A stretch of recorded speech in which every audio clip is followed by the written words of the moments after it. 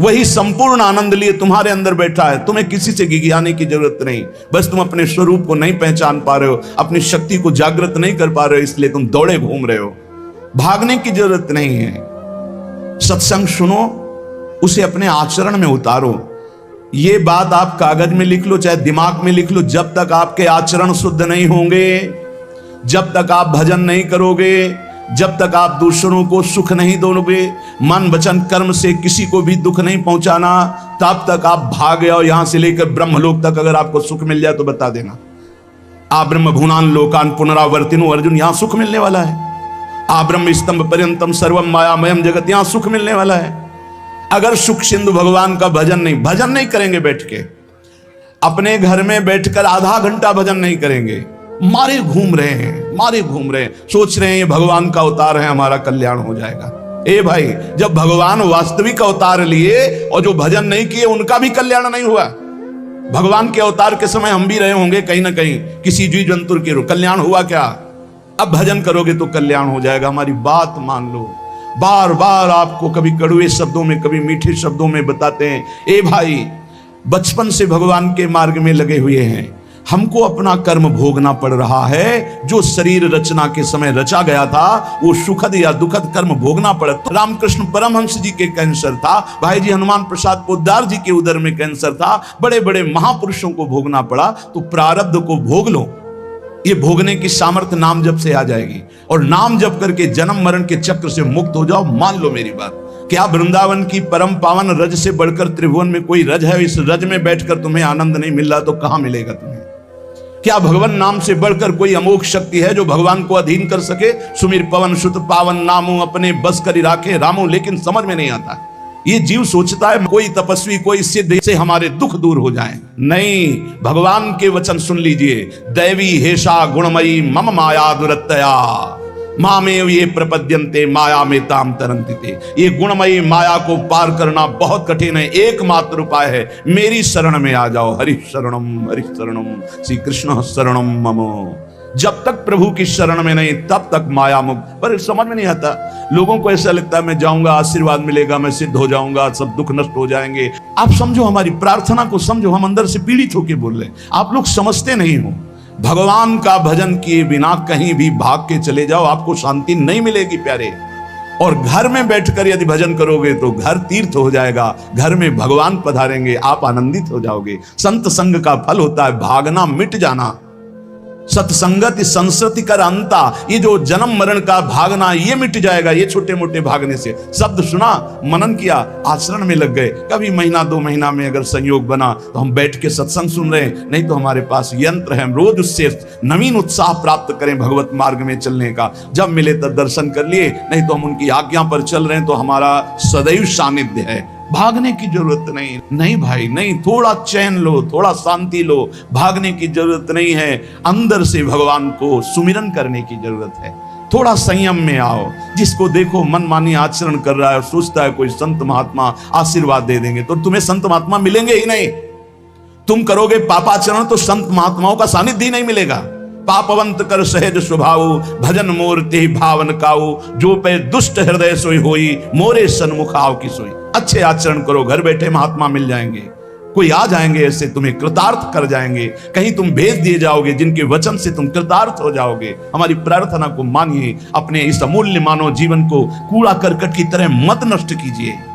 श्रीपाद कह रहे, नेत्रे उत्पाटित सपद स्त्री क्षणे लालसा चेत।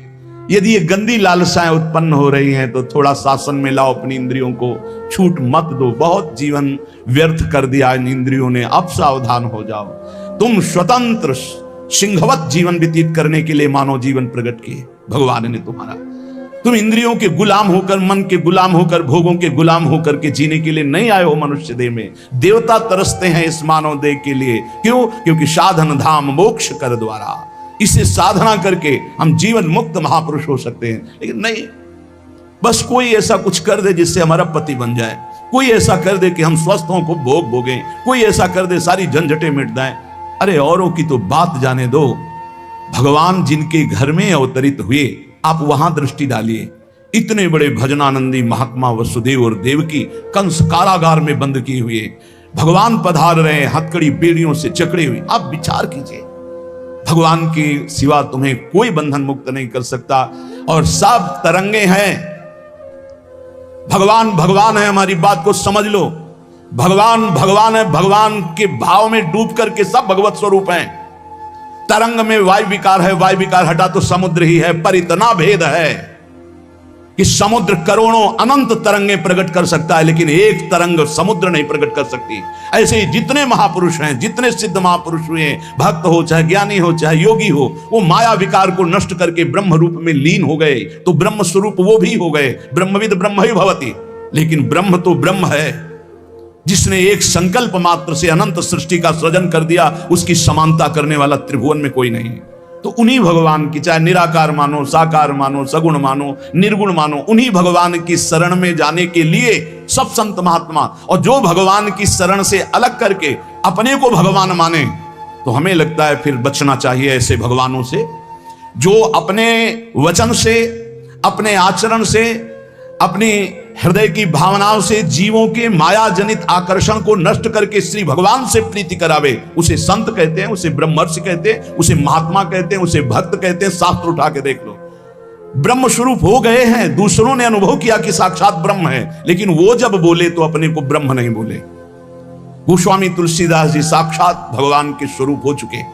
वो क्या कह रहे हैं? जो मैं अपने अवगुण कहूं, बाढ़ई कथा पार नहीं लहूं, ताते मैं कछु अलप बखाने, थोड़े महू समुझे सयाने। कह रहे मैं अपने अवगुणों की यदि कथा कहूं तो ग्रंथ भर जाएगा। थोड़े बता दिए हैं कि मैं अवगुणी हूं, इसमें जो विवेकी जन है वो समझ पाएंगे मेरी बात को। क्या समझ पाएंगे? कि भगवान की शरण में जाने से जीव भगवत स्वरूप हो जाता है। गोस्वामी जी भगवत स्वरूप है, सामने भगवान बैठे हुए सबरी माता का स्तवन कर रहे हैं नवधा भक्ति के द्वारा।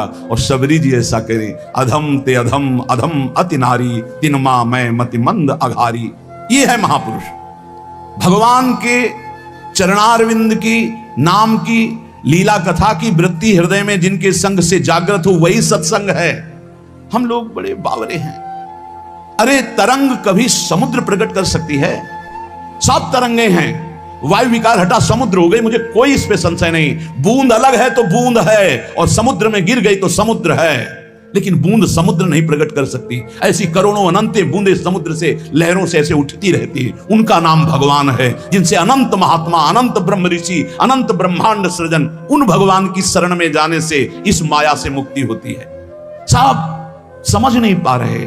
अरे जिनका नाम जप कर, जिनका चिंतन करके, जिनके आश्रय से जीव ब्रह्ममय हो जाता है, भगवत स्वरूप हो जाता है, वही तुम्हें करना है। यही सत्संग से प्राप्त होता है। अगर ये ना प्राप्त हो तो सत्संग नहीं है, वो कहीं ना कहीं घुमा करके हमको भटकाया जा रहा है। भगवान भगवान है, वही सबके हृदय में है। जो हृदयस्थ भगवान में तन्मय हो गया, उसमें और भगवान में अंतर नहीं, बिल्कुल मुझे संशय नहीं। पर भगवान भगवान हैं, इतना समझना पड़ेगा। उनके स्थान में कोई नहीं है, उनके समान कोई नहीं है, उनसे बड़ा कौन हो सकता है? ये भोले भाले जीव समझते नहीं, भागे घूम रहे हैं। उन्हीं भगवान का नाम जप करो, चीख चीख के कहते हर प्रश्न का उत्तर नाम है। अगर नाम जप करके देखो तो प्रश्न ही नहीं रह जाएगा, सब समाधान हो जाएंगे। और भागे घूमे तो कभी प्रश्न की कभी शांति नहीं होगी, संशय पर संशय उठता चला जाएगा। श्रीपाद कह रहे हैं, यदि हमारी इंद्रियां कुमार्गगामी हो रही तो हमें शासन में लेना चाहिए। शासन में नहीं लोगे तो शासन तुम्हें शासन में ले लेगा। दो शासन है, एक है राष्ट्रीय शासन, एक है भागवतिक शासन। भागवतिक शासन जब लेगा तो फिर कोई बचा नहीं सकता, इसलिए अभी अवसर है, निकल चलो, निकल चलो। भागने की कहीं जरूरत नहीं, किसी से आशीर्वाद नहीं मिलेगा। कब होगा? हम कह रहे राधा राधा जपो, अगर कल्याण ना हो जाए तो हमें बता देना। भगवान अर्जुन से क्या कह रहे हैं? सामने अर्जुन जी खड़े हैं, कह रहे हैं तुम मुझे तभी अनुभव कर पाओगे जब अनन्य चेता सततम यो माम स्मृति नित्य सा तस्याम सुलभा पार्थ। सामने खड़े हो, कह रहे हैं सुलभ नहीं हूं मैं, सुलभ उनके लिए हूं जो मेरा अनन्य भजन करते हैं, अनन्य चिंतन कर। पकड़ी नहीं पा रहे, लाख सत्संग सुन रहे, पकड़ी नहीं पा रहे। बिल्कुल नहीं, ऐसे नहीं हो। थोड़ा विवेकवान हो, मनुष्य जीवन मिला है। ऐसा नहीं कि कोई तुम्हें प्रलोभन दे दे तो हम तुम्हारे रोग नष्ट कर देंगे, हम तुम्हें सिद्ध कर देंगे, हम तुम्हें धनी बना देंगे। हम कहते हैं कि हो सकता है 1000 जाते हैं उनमें से 100 लोग ठीक हो गए हों। कैसे?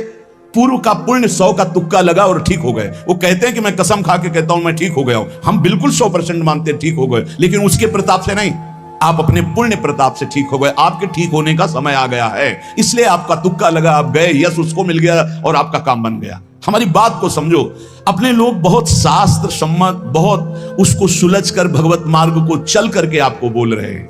अगर इन कर्मों को मिटाने के लिए जो हमारे शास्त्र बने हुए हैं उनके सिद्धांत के अनुसार चला जाए तो मिटा दिया जाएगा, लेकिन जब मिटाने की सामर्थ्य आती है तब लगता है अब इसको रख के क्या करेंगे, हमारे को तो प्रभु के पास जाना है, हमें तो दिव्य भाव देह प्राप्त है, हमें अपने स्वामी, अब इस शरीर का क्या करेंगे। तो जैसे सांप अपनी केचुल से संबंध नहीं रखता, ऐसे महापुरुष अपने शरीर से संबंध नहीं रखते।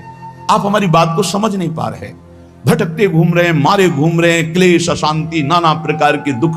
अरे भाई, भगवान की शरणागति प्रतिपल परमानंद प्रदान करती है, क्यों नहीं शरण में हो जाते। क्या तुम्हारा पांच भौतिक देह नहीं, क्या हमारा पांच भौतिक देह नहीं, क्या तुम भगवान के अंश नहीं, क्या हम भगवान के अंश नहीं। अंतर क्या है, तुम संसार का चिंतन करते हो, भगवान का चिंतन करते हैं, तो क्या तुम भगवान का चिंतन करके नहीं बन सकते महापुरुष। क्या तुम स्वयं ऐसी शक्तियों को जागृत नहीं कर सकते। तुम सो रहे हो, जागो, भागने की जरूरत नहीं। ये जो गलत इंद्रियां जा रही हैं, इन इंद्रियों को रोकिए, भगवान की तरफ लगाइए। नहीं लगाओगे तो कहीं भाग के चले जाओ, धोखा ही मिलेगा, तुम्हें शांति नहीं मिल सकती, तुम्हें विश्राम नहीं मिल सकता, तुम सुखी नहीं हो सकते। इन बातों को लिख लो और पूरे विश्व में घूम के चले आओ, चाहे जहां चले जाओ, कुछ नहीं होने वाला।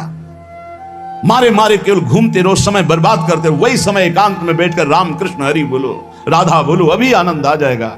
हम ये नहीं कहते कि तुम करोड़पति बन जाओगे, तुम्हारे सारे काम बन जाएंगे, लेकिन हम ये कहते हैं कि तुम्हारा हृदय शांत हो जाएगा, तुम्हारा भागम भाग मिट जाएगा, तुम एक गंभीर हो जाओगे, धैर्यवान हो जाओगे, तुम लड़ना सीख जाओगे दुखों से, तुम सुखों से भूल करके पापाचरण कर बैठे हो। दुखों में इतना तुम हो जाते हो कि अपने जीवन को भी नष्ट करने की सोच। ये सब भगवत विमुख जीव का लक्षण है। भगवत सन्मुख होने पर सुखों में दूसरों को बांटा जाता है और दुख में सहकर भगवान के नाम का स्मरण करते हुए उस दुख के समय को काटा जाता है। समझते नहीं। यदि तुम्हें वृंदावन में रह के पराई स्त्री को भोगने की इच्छा जागृत हो गई है, पराई स्त्री की तरफ काम दृष्टि से देखने की, आप पराये पुरुष शरीर की तरफ, तो कह रहे हैं कि अच्छा है, इससे अपने नेत्रों में पट्टी चढ़ा लो, मत देखो, ये नष्ट कर देंगे नेत्र तुम्हें। तो बाहर से कपड़े की पट्टी चढ़ाने की जरूरत नहीं है, नाशाग्र दृष्टि रखो, इनको शासन में रखो। श्रीपाद करें नेत्रे उत्पाटयति सपदि। जहां साधक असावधान होता है वहां पश्चाताप उसको होता है, जलन होती है और उसके परमार्थ में विघ्न आ जाता है। इसलिए ब्रह्मा जी ने ऐसी रचना की है कि स्त्री को पुरुष शरीर में आकर्षण, पुरुष को स्त्री शरीर में आकर्षण, या भोग बुद्धि से देखना, अपने को इसी को सुधारना है। अगर इसी को सुधार लिया तो परमार्थ पुष्ट हो जाएगा। यदि आपको ज्ञान नहीं रहा हो, आपसे ऐसे पाप बन गए हैं, गुरु पत्नी गामी सबसे महापापों में पहले आता है, फिर आता है जो ब्रह्म ऋषि जन हैं उनकी भार्या, फिर आता है मद्यपान, मदिरापान करना, फिर स्वर्ण की चोरी करना। और जो ऐसे पुरुषों का संगी है वो महापापी, गौ हत्या करना महापाप। ऐसे जो महापापी जन हैं, पाप हो चुके हैं उनसे, अब वो विचार करें कि मेरा कल्याण कैसे हो सकता है, मैं तो महापापी हूं। तो श्रीपाद करें हर जीव को अंतिम सांस तक भगवत प्राप्ति का मार्ग खुला है। बहुत बड़ी बात है, बहुत बड़ी बात है। आज तक भोगना पड़ रहा है गुरु पत्नी गामी का कलंक चंद्रमा जी को, आज तक। ये बड़े बड़े महत् पाप हैं जो लोग नहीं समझते हैं। ये बात समझ लें, पर स्त्री गमन, मदिरापान, द्वित कीड़ा, स्वर्ण चोरी, गुरु पत्नी गामी, ब्रह्म ऋषियों की तरफ जो उनकी भार्या है उनकी तरफ ये काम भाव से देखना, गौ हत्या, ये महत् पाप हैं। ये पाप नष्ट कर देते। भ्रूण हत्या, ये सब महत् पाप है। अगर ये पाप बन गए हैं जाने अनजाने में जीवन में, और अब हमने सत्संग सुना तो अब हमें प्रायश्चित हो रहा है कि मेरा कल्याण कैसे हो सकता है, तो श्रीपाद कह रहे एक बार हृदय से जलन पैदा करो कि मेरे से बहुत गलती हो गई और श्रीधाम वृंदावन आ जाओ। वृंदावन की परिक्रमा करो, रज में लौटो, रसिकों का संग करो। ये नियम ले लो कि अब जीवन में कभी पाप नहीं करेंगे और नाम जपना शुरू कर दो। तो कह रहे हैं निश्चय सुनिर्वाही महाधार्मिका निश्चित वो धार्मिक हो जाएगा, उसके सारे पाप नष्ट हो जाएंगे, वो भगवत प्राप्ति कर लेगा इसी जन्म में। भगवत प्राप्ति आखिरी सांस तक हो सकती है। आखिरी सांस में बोला राधा राम कृष्ण हरि, बिल्कुल भगवत प्राप्ति हो जाएगी, विश्वास कर लो इस बात पे। इसलिए कोई भी कभी निराश ना हो कि मुझे भगवत प्राप्ति नहीं हो सकती, मेरा कल्याण नहीं हो सकता। इस श्लोक में श्रीपाद ने बताया, यदि ऐसे महापाप किए हुए हो तो श्रीधाम वृंदावन आ जाओ। धाम है भगवान का, निज धाम है। जो बड़े बड़े तीर्थों के अवगाहन से पाप नष्ट नहीं होते, जो कि महापाप कहलाते हैं, वो धाम में रज में लौटने से, परिक्रमा करने से, नाम कीर्तन करने से, सत्संग सुनकर सतमार्ग में चलने से, कह रहे हैं निश्चय सुनिर्वाही महाधार्मिका, निश्चय उसके सारे पाप नष्ट हो जाएंगे और वो धार्मिक ही नहीं महाधार्मिक हो जाएगा। यदि ऐसा पुरुष है, ऊपर के श्लोक में जो बताया महापापी, अब कह रहे हैं अगर ऐसा पुरुष है कि कभी धर्म की चर्चा ही नहीं सुनी, जो सदैव अधर्म में ही ग्रस्त रहा है और इतना नीच है कि पापी लोग भी उसकी निंदा करते हैं। कुछ पाप ऐसे होते हैं जिनकी पापी लोग भी निंदा करते हैं। जैसे जेल कोई जाता है, हमें बताया गया है, तो उनमें कैदी लोग पूछते हैं क्या करके आए, वो बताया गया कि भाई ये राष्ट्र रक्षा के लिए ऐसा ऐसा किया, पर अधिकार नहीं था, तो अनाधिकार चेष्टा में इसने अपने समाज की रक्षा के लिए ऐसे ऐसे किसी ऐसे उपद्रवी को मारा। तो हाथ मिलाते हैं उसको सम, ये काहे क्या है, बोले अपनी बेटी के साथ ऐसा गंदा आचरण कर। तो बोले वहां के कैदी भी गुस्सा होकर उस पर दृष्टि रखते हैं, उसे घृणित दृष्टि से देखते हैं। तो यहां कह रहे हैं जो धर्म की वार्ता नहीं जानता, अधर्म से ग्रसित रहा है, और नीच पुरुष पापी लोग भी उस पर क्रोध दृष्टि से देखते हैं, बहुत ही नीच है ये। ऐसे खोट कर्म करने वाला समाज से जो बहिष्कृत हो चुका है और निश्चित हो चुका है कि अब इसकी दुर्गति पक्की है, उसके लिए भी एक चांस है। बोले निजोरु कृपया शांत्या च वृंदावनम स्वस्मिन नामृत चेत ददाति वसतिम धन्योस्ति वृंदावने। बोले निज कृपा से वृंदावन उसको पावन कर सकता है यदि वहां करके ये जीवन भर का नियम ले ले कि अब मरूंगा तो इसी रज में वृंदावन से कभी बाहर नहीं जाऊंगा, तो असीम कृपावान प्रिया प्रीतम का निज धाम ये उसके सारे पापों को नष्ट करके उसे धन्य कर, धन्योस्ति वृंदावने, उसे धन्य बना देगा। पहले में महापापों का वर्णन किया, दूसरे में नीच आचरण करने वाला अधर्मी जो सबसे ज्यादा तिरस्कृत है, वो भी अगर श्रीधाम वृंदावन में आमरण वास स्वीकार कर ले कि अब वृंदावन, वैसे तो मैं बहुत पापी नीच हूं पर अब वृंदावन को नहीं छोड़ सकता, आजीवन वृंदावन वास करूंगा चाहे जितना कष्ट मिले, तो श्रीपाद कह रहे हैं चेत ददाति वसतिम धन्योस्ति वृंदावने। वो वृंदावन वास स्वीकार करने के कारण वृंदावन की कृपा से निष्पाप होकर धन्योस्ति, धन्य हो जाएगा, अर्थात उसको भी भगवत प्राप्ति हो जाएगी। देखो जब आनंद मिलेगा तब मन पंगु हो जाएगा। जैसे भौरे में बहुत बड़ी ताकत है कि चाहे जितना मजबूत काठ हो वो बड़े मौज से खेलते खेलते उसमें छेद कर देगा। जब कमल की पराग वृत्ति में वो पहुंचता है तो थोड़ा सा भी पराग को धक्का न लगे, शांत होकर बैठ जाता है, चाहे जीवन खोना पड़े वो कमल की पंखुड़ी को नहीं काटता।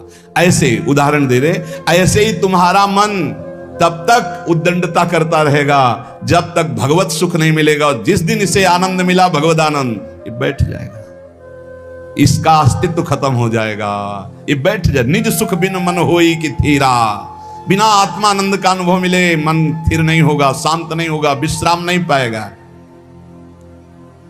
भौरे का दृष्टांत देकर के मन को समझा रहे कि मन भौरा है, भटक रहा है विविध भोगों में, बड़ा मजबूत है, बलशाली है, लेकिन ये तभी निर्बल बनेगा जैसे भौरा कमल में आ जाता है तो वहां अपना बल खो देता है। ऐसे ही श्री हरि चरणारविंद, हरि नाम, भगवत आश्रय, भगवत भक्ति, इसी में मन आनंद को प्राप्त होगा। आपको कहीं भागने की जरूरत नहीं। आपने सुना कि जंगल में भागने से क्या होगा, जल पीने से क्या होगा, फलाहार रहने से क्या, शांति से अपने घर को ठाकुर जी का मंदिर मान लो, खूब नाम कीर्तन करो, भगवत चर्चा करो, भगवान का सुमिरन करते हुए जीवन व्यतीत करो, इधर भी सुखी परलोक में भी सुखी। किसी से आशीर्वाद मांगने की जरूरत नहीं, दौड़ने भागने की जरूरत नहीं, हाहाकार मचाने की जरूरत, ये बहुत आनंद का जीवन है मानो दे। बस सुलझ जाओ, शांत हो जाओ, जहां तुम हो वहीं सब ठीक है। जो मिल जाए, रूखा सूखा फल है, अन्न है, जल है, जो मिल जाए प्राण पोषण करो, भगवान का चिंतन करो, सद आचरण करो, बड़ा आनंदमय जीवन होगा। लेकिन आनंद से जीने के लिए असद आचरण करते हो, पापाचरण करते हो, आनंद की खोज में। कहां पापाचरण में आनंद है? इसलिए सद आचरण में आ जाओ, भगवद आश्रित हो जाओ, खूब नाम जप करो। भगवान मंगल भवन है, इस गेम से निकाल देंगे। बहुत बड़ा एक गेम है, बहुत बड़ा गेम है। जीतते जीतते हार जाओ, हारते हारते जीत जाओ। तो हम तो जीत गए। नागरी दास ही जन्म जितायो, बलिहारी बलिहारी हमारी सबही बात सुधारी। कृपा करी श्री कुंज बिहारी, अर्षि कुंज बिहारी हमारी सबही बात सुधारी। राखियो अपने वृंदावन में, बस खास बात बल गई। नहीं, आप क्या समझते हो? हाहाकार मचा हुआ, तांडव मचा हुआ माया का। ये तो धाम है, इसके प्रभाव से आप बिल्कुल शांत आनंदमय हो। धूल भरी आंधी दूर से निकल रही। नहीं तो आप संसार में देखो, सतोगुण रजोगुण तमोगुण 3 गुण है। सतोगुण तो कहीं कहीं नहीं, रजो और तमो की तांडव वृत्ति मची हुई है। जहां कहीं भगवत चर्चा, भगवत नाम कीर्तन, भगवत गुण, बहुत विक्षेप माया डालती है। इसलिए खूब नाम जप करो, इसी जन्म में भगवत प्राप्ति कर लो, दोबारा इस कलयुग में जन्म ना हो। पक्का ऐसा भजन करो कि आगे अब देखते जाओ। अरे भाई, बड़ा आश्चर्यमय समय, बड़ा आश्चर्यमय समय है। अभी तो कुछ है नहीं, अभी तो बबुआ है कलयुग, घुटने के बल चल रहा है। थोड़ा खड़ा होने दो, फिर ताट ठोक ले दो। 4,32,000, अभी तो 32,000 नहीं पूरे हुए, थोड़ा 1,00,000 1,50,000 लाख पूरे होने दो, फिर इसका है, उसका अपना राज्य है। इसलिए कलयुग के दोषों से बचने के लिए, माया के प्रभाव से मुक्त होने के लिए, समस्त दुखों का नाश करने के लिए समर्थ है भगवान नाम। खूब नाम जप करो, नाम कीर्तन करो, भगवत चर्चा करो, इसके सिवा कोई उपाय नहीं है।